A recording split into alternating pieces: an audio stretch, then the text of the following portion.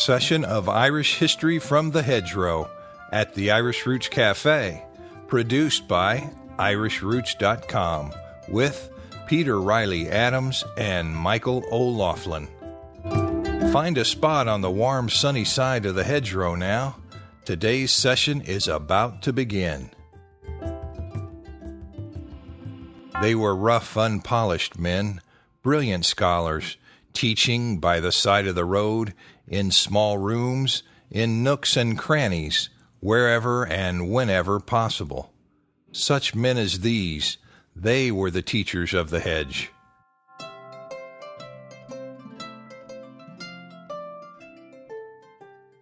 I don't have Wolfetone's birth. 3, 2, 1. Well, here we are back at the Hedge School. Everybody take your places. This is we're covering the end of the 18th century. And of course, everybody's heard of what happened in the last decade of that century. And we're going to talk about that. And what led us to this point where you can see that we had the penal laws. The Irish were suffering greatly. The revolution in America and France led to the easing of the laws against the Irish and the Protestant Irish and Catholic Irish, and freedoms were being increased. So on that point, it looked pretty good. But what's happening now? You've got a few new organizations getting started, really. And Peter, anything else leading up to that last decade of the century that you can think of at this moment? Well, I think that the century did two things. It brought together a sense of being Irish between Irish Catholics and Irish Protestants. Before the century, it seemed there was a tremendous battle. If you were Catholic, we're going to get at you. If you're a Protestant, we don't have to worry about you. But in this century, because of things that grew and a real period of enlightenment, Parliament took over, really. The king's power was waning, and the Parliament had more. Well, there's 300 members of Parliament. Well, that means you've got to have 300 opinions and 300 voices and 600 ears. You know, that people are going to hear things that maybe they hadn't before, whether they agree or disagree. But it seems to me that it was a period of time when the Protestants and the Catholics, for a short period until other things would occur, brought them together, and there was a united notion of being Irish. One thing we didn't mention when we talked about the early century is, remember Sir Arthur Guinness. Oh, yes. Who brewed, that probably calmed a lot of people down, he brewed the stout, the Guinness stout. Now, there's an old story. I don't know if this be true or not, but they say that Arthur was making his beer there, his ale, and it's in Dublin there on St. James Gate, not too far from Phoenix Park, if you're right along the Liffey, if you've been in Dublin. I've been through the tour there and saw the slideshow and listened to the history of Arthur, and so many of my Irish friends refer to him as Sir Arthur. Yeah. Sir Arthur. But there's one story that says that they were brewing and but that they forgot, and they left the hops and they burned. Well, he didn't know what to do, so he used them anyway, and out came this black stuff. And then he said, well, I don't want to waste it, so he gave it away. Now, whether this be true, if it's not true, at least it's a great story. And he gave it away, and so he then went back to making his regular ale. And the people came the next day begging for some of what they got yesterday. What is that black? We want some more of that. We want some more. And some say that was the beginning of the stout, as we then come to know it today, and the stout in Dublin is a rare treat. The stuff we get in the United States or in others, in the United States, ours is made with it's made in Canada and sent down. I don't know in Australia where they do, because they have their own brews, but in England, of course, it is coming from Dublin, from James Gate, but here it's not. And in Dublin, of course, and there's an old story that the closer you are to the brewery itself, the better the Guinness. Though I will say that I have drank Guinness in the brewery, and I didn't like it. It seemed weak to me. Oh, I don't know. Maybe it needs to travel a little bit. At was least it a couple of miles. Was it free in the brewery? Which was, yeah. Oh, maybe they put a little extra Irish water in there. They could have done that. It sure was. And it's great. It's great. But yeah, you look at that. That brewery started, this is a period of time when nobody could do anything. Now, Guinness was Protestant, but look at the growth, what's happening. And he was a pretty shrewd man. He rented the property for 990 years, which now they're talking about they wanted to move it or move it out, but they haven't. But this is a period where other things are starting to happen. We so often become tied down in our wars and our battles. Yet in Dublin, there was some great growth, and Dublin was starting to be seen as a magnificent European city. So there is some wonderful things that happened in that century. Well, let's take a look. Now, I know it is a mistake to think this whole century was just the revolution of 1798 and Wolfetone and Tandy, but let's give a little bit of notice of just what happened on that front. We just talked about Guinness being first brewed in 1759. Well, in 1760, they had common lands that were enclosed for grazing over there, and they tried to fence them off, and that really started to hurt some folks. So their organization came up known as the White Boys, and they would destroy the fences that enclosed those common fields, and they would attack the cattle. And they were called White Boys because they dressed up in sheets. Yeah, to disguise themselves. It covers their clothing. And 10 years later, you have the Oak Boys and the Steel Boys that were formed by the Protestants to protect the rents and rates. That's right, and protect the cattle, they said, because cattle were even destroyed. The Protestant cattle was being destroyed, and they formed those other organizations as protective. But then, what's the great, so to speak, organization that was formed to protect the Protestants? Oh, and that would have been in 1795, wouldn't it? Yes. And that would have been the Orange Order. That's right. And I think that was 1795. It's very close to that. And of course, it was reformed in response to the United Irishmen, who were formed first up there in Ulster by none other than Theobald Wolfetone, and in Dublin they were formed by or led by that other famous figure who's part of that very famous song, Napper Tandy. It went like, oh, I met with Napper Tandy, and he took me by the hand, and he asked, how's dear old Ireland, and how does she stand? And there's a whole story about him, and I've never seen a person viewed in so many different ways in my life. He was a hero in France, and Napoleon came to his aid, and he was hated in England, and he was an overnight hero for trying to boycott the English businesses in Dublin. All of Ireland rose up in his favor, and he was, of course, friends with Wolfetone. But when they went to France and they met with the government, Wolfetone thought he was getting a little uppity, and he was saying that he was bigger than he was, and they were both vying for attention and leadership. And he's just a very interesting character. Napper Tandy was he was the chief adjutant in the business and a sturdy veteran under Tone. Yes. So I mean, they were working together. Yeah, and I think they both, when they were exiled, they had their organization, the United Irishmen, started off more peaceful, but it became a secret society. Then it was outlawed. Then they both fled. I've read that they both fled to America, and that I think it was Wolfetone said that he didn't much like the aristocracy in America that was founded on wealth, and he wasn't much more happy with that than the aristocracy in England. I have the quote right. He has some very bad things to say about a lot of different people because whatever it was he was interested in having, or he saw fault, which is true.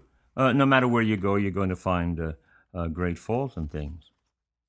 Well, yes, and what happened? But in 1796, where was Wolfetone? He was in Paris. And the French, this is a repetitive story if you think about history. They sent him with 14,000 troops to the coast of Ireland. But what happened? It was another storm.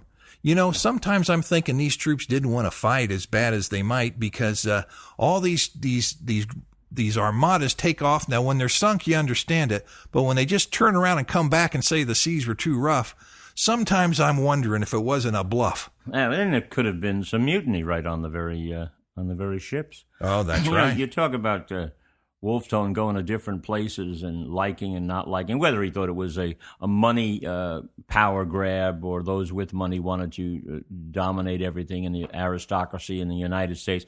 And it's true. Of our 56 signers of the Declaration of Independence, there wasn't really a poor one in the lot. At the time, some of them became that. But it says that Wolfetone had traveled all over.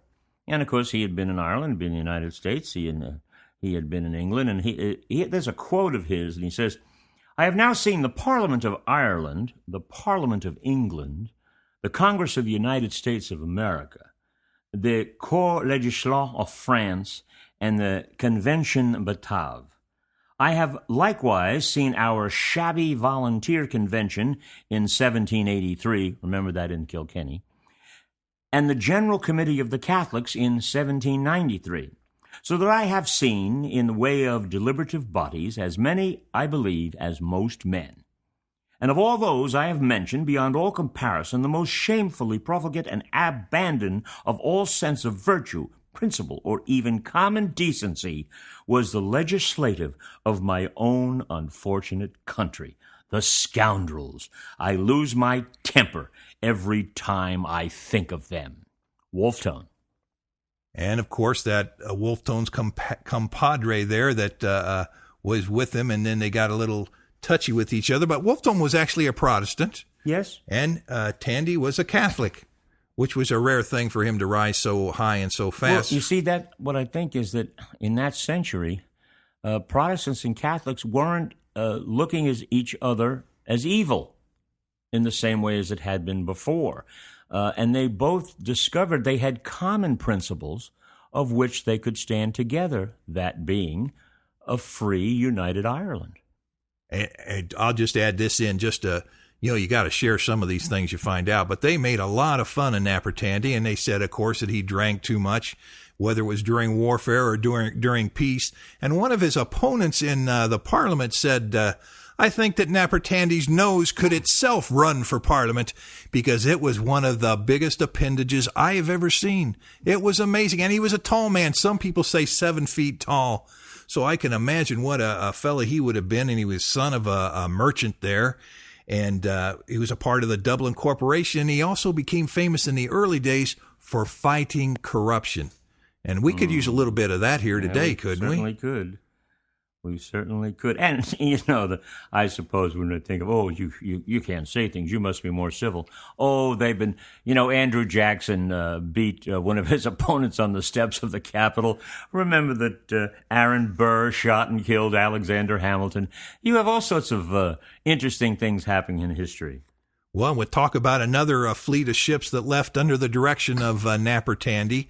And, of course, Wolfetone had said he was a nice old man and very respected, but then he tried to downgrade him a bit. But Tandy ended up leaving and taking some ships, French ships and troops, up there around Donegal. They landed and raised the flag and waited for news of the rebellion to reach them. And the problem was the rebellion was just about over. There wasn't anything going on, so they left. And now one story says they captured 2 British ships as they left. But at any rate, he got to safety, or what he thought was safety. He reached the town of Hamburg, which was supposed to be a free city. Well, the British were so enraged at this guy that they pulled some strings, and they had him arrested anyway. And that got Napoleon himself involved. And he says, "No, you must release this man." So what they did was very political. They tried him and convicted him in England. And then they exiled him to France, more or less is what it came to be. He received a hero's welcome in France, lived there for about a year, and it was 1802, 1803, he died there, but he died a hero there, and there's various opinions of him in Ireland, but I tell you what, he was despised in England itself. Well, there's a great story that what did he really do, and when the tax reform legislation was going through in the Parliament in Dublin, they said that, they didn't think it would pass, and apparently Napper Tandy was outside of the Parliament building with his cannons loaded, and he sent word in that it was going to be pretty simple. Either you pass this bill and let us have free trade, in other words, being able to export and import goods, or we're going to blow you up. And it said he was the man who accomplished so much without ever firing a shot, because they passed the legislation without him firing, which enabled some free trade then to open up there in Ireland.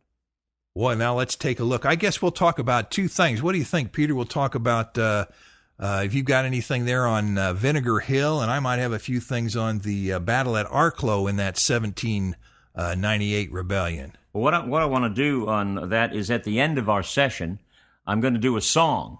Yes. Related to, which kind of sums up the history of that final days.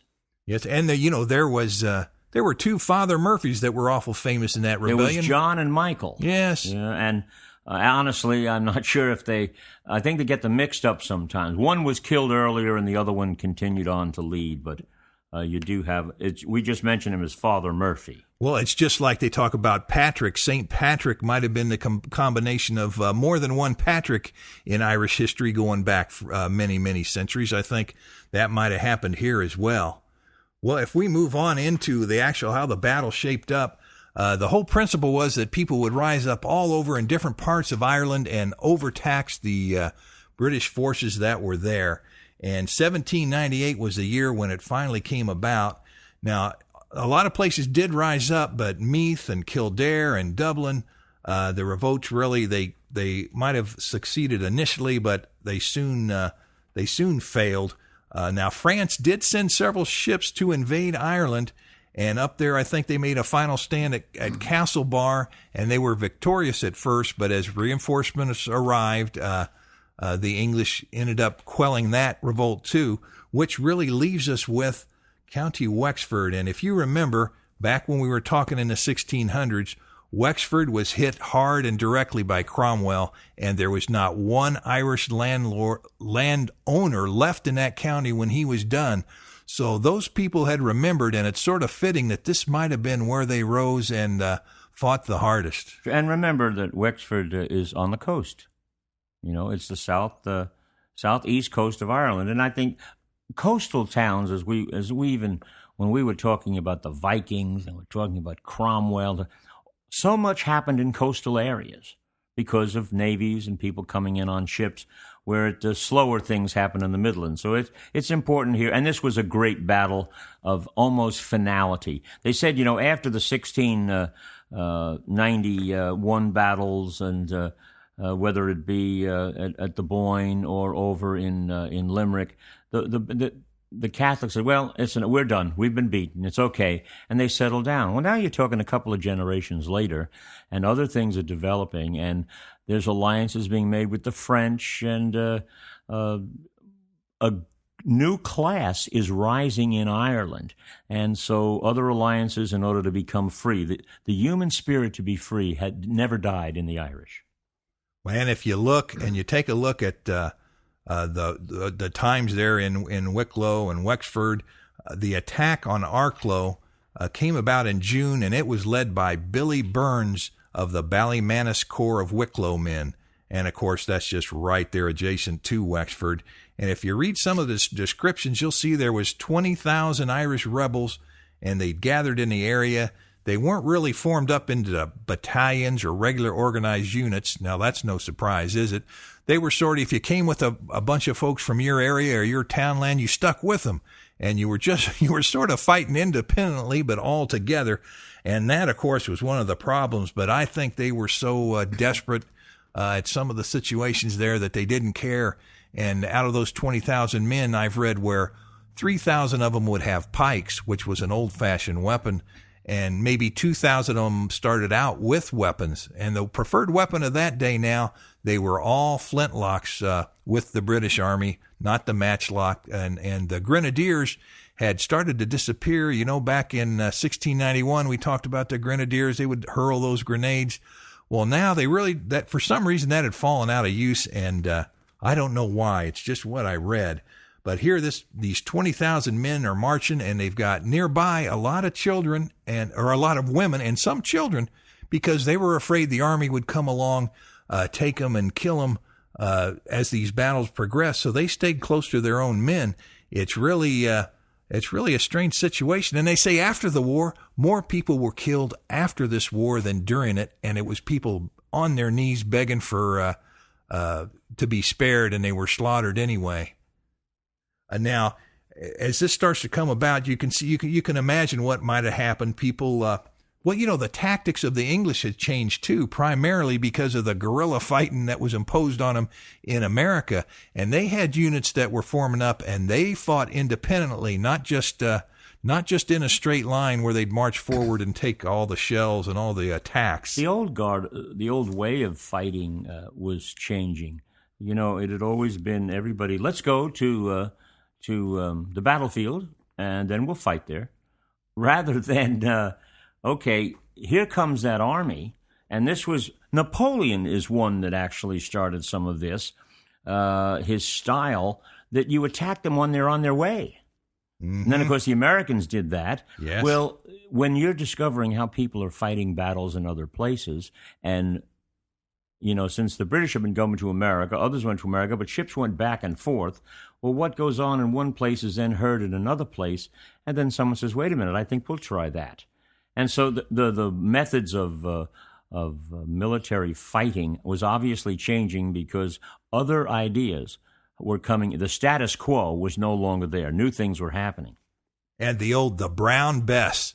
That was the new flintlock that was just the pride of the day, and they had that everywhere. It was a whole new way of doing it, like you said. But you know what? All the English infantry still had the red coat on. So when they said the red coats were coming, it still meant the same thing in Ireland. And the artillery had improved too. A lot of their cannons were mobile, and they could be hooked up to a horse very quickly and moved to a new location, which was bad news for the opposition. And the government knew that this rising was coming. They had confiscated, some say, 40,000 pikes over the last decade or so, because they knew that was the easiest weapon for the Irish to get to, even though it was outdated. But the government was surely surprised by the numbers of people and the ferocity which they fought. That's for sure. There's a recent story. But it has to do with the battles in 1798. Apparently, when there was negotiation between the Irish government and the British government on the fate of Northern Ireland and the decommissioning of the Irish Republican Army, Albert Reynolds was the Prime Minister of Ireland, the Taoiseach, and John Majors was the Prime Minister of England. And England informed the IRA that they should turn in their weapons, and then everything will be fine, and then we can settle down and have peace. Well, of course, the IRA said, you're not getting my guns. So apparently, now, how I know this, I heard it from the lips of Albert Reynolds himself. I was at a dinner, and he was speaking and giving an address to us. There was about 150 people there. And I had my mother with me, actually, at the time. And Albert Reynolds gave the talk. And he said that John Majors said to him, well, now, Albert, he says, what is it? Why won't they turn in the guns? I just don't understand. And apparently, and this is what the Prime Minister Reynolds said, he said, well, John, maybe you should read your history. He says, what do you mean? He says, well, in 1798, after the battles of Wexford and Enniscorthy and Ross, and he says the British said to the rising farmers and boys in the South there, everything will be fine. Bring your guns, the guns you have, and turn them in, register them, and we will understand. And then after a period of time, we'll send a letter, and you come back and get your gun, and everything will be fine. So the Irish did that. A number of them did. I'm sure not everybody did, whatever the records are. But the record that came up is that they went and did that. And then the English sent out notices and went and got the men who had turned in their rifles. And when they came back to get their rifle with their piece of paper, that piece of paper basically turned into their death warrant, and they were hanged. And so John Majors said, well, that never happened. And Albert Reynolds said, read your history, John. It did. And that's why they're not turning in their guns. I don't know. It was a stirring story. And when the man of the caliber of Albert Reynolds tells you that kind of a story in the United States, and we're listening, it's like Oh, my God. We hadn't heard any of that. Well, it's just surprising. Those who lose the battle don't get their story out. How true. You know, the history is written by the winner, without a doubt, without a doubt. Well, this war, as it came down, of course, the most famous battle here was the Battle of, at Vinegar Hill, of course. And at this time, you know, when you think of all the Irish fighting overseas on the continent in Europe, not all, but most of the people in this battle this time, they were farmers. They were small tradesmen. They were people that came from those mud huts, and they were just mad, and they had clubs. Almost nothing else to lose. Yeah, that's right. They had no hope, so that's what drove them, and it surprised. The aristocracy was so out of touch, they didn't know how desperate the people were in this single instance. That's about all I've got on the 1798 Rising. There's a lot out there you can read and find out about for sure, but that we thought that was important enough to mention it, and as really a sort of an episode all of its own. And all of this, I think, is a prelude to other things that will happen. The next century, you know, immigration, famine, poverty, death, and then finally we get to the 20th century, the rising that worked, but other wars that Ireland wasn't necessarily a part of. There were some risings, but nothing of any. Well, the next big battle after Arklow was 1916 Dublin. Yeah, exactly. And again, who was that? Educators, poets. You know, there wasn't a soldier amongst them. Now, where are the wild geese when you need them? Isn't that the truth? Yeah. But I was saying earlier that and you mentioned Father Murphy, and there's two of them. And some say this one is about John, and some say this one is about Michael. But and it's called Borlavorg, or sometimes you hear it called Father Murphy. Yes. But I'll sing a little bit of that, so it gives the story of the finalness of it. And that's how we'll end the 1700s in Ireland. At Borlavorg, as the sun was setting, o'er the bright May meadows on Shelmalier, a rebel hand set a heather blazing, it brought the neighbours from far and near. Old Father Murphy from dear Kilcormac spurred up the rocks with a warning cry. Arm, arm, he cried, for I've come to lead you, for Ireland's freedom we'll fight or die. He led us on 'gainst the coming soldiers, the cowardly yeomen were put to fight. 'Twas at the Barrow the boys of Wexford showed Bookie's regiment how men could fight. Look out for Herling's King George of England, search every kingdom where breathes a slave. For Father Murphy from the county Wexford sweeps o'er the land like a mighty wave. We took Carmarthen and Enniscorthy, and Wexford storming drove out our foes. 'Twas at Slave College our pikes were reeking with crimson stream of the beaten yos. At Tuberneering and Ballyellis full many a Hessian lay in his gore. Ah, Father Murphy, at aid come over, the green flag floated from shore to shore. At Vinegar Hill, o'er the pleasant Slaney, our heroes vainly stood back to back. And the Yos at Tullow took Father Murphy and burned his body upon the rack. God grant you glory, brave Father Murphy, and open heaven to all your men. The cause that called you may call tomorrow in another fight for the green again.